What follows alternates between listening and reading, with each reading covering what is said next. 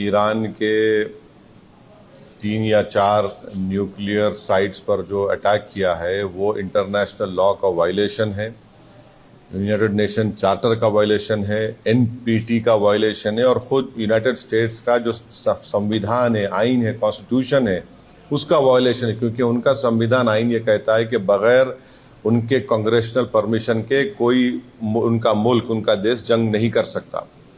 पांचवी बात यह है कि ये हमला करके यूनाइटेड स्टेट्स ने गज़ा में जो फ़लस्तीनियों का एथनिक क्लेंसिंग हो रहा है, जेनोसाइड हो रहा है, उसको कवर अप कर रहे हैं। और इजराइल जिसके पास 700-800 न्यूक्लियर वॉरहेड है, जो एनपीटी को साइन नहीं किया, जो आईएईए के इंस्पेक्टर्स को अलाउ नहीं करता, उस पर कोई बात ही नहीं कर रहा है।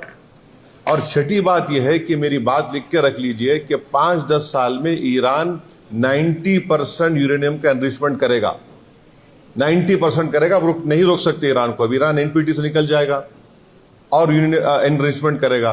और साथ ही साथ उसका ये असर होगा आज की बॉम्बिंग के बाद कि जितने उस देश में, जितने अरब ममालिक बोलिए, मुस्लिम कंट्रीज बोलिए, जो उस खित्ते में है, वो सब लोग अब फैसला करेंगे कि हमको इजराइल के ब्लैकमेलिंग से, इजराइल की हेजेमनी से बचने के लिए हमको अब न्यूक्लियर वेपन्स बनाना पड़ेगा। वो भी आप नहीं रोक पाएंगे।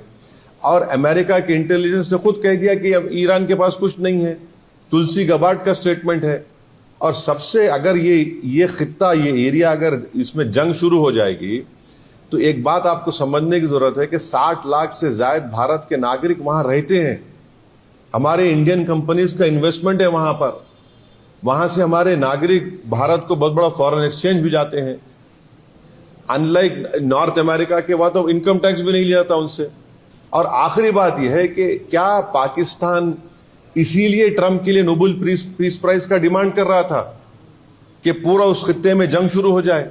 क्या इसीलिए उनके जनरल जाकर लंच खा के आए थे वहां पर कि पूरे इस इलाके में आग लग जाए, जंग शुरू हो जाए वहां पर?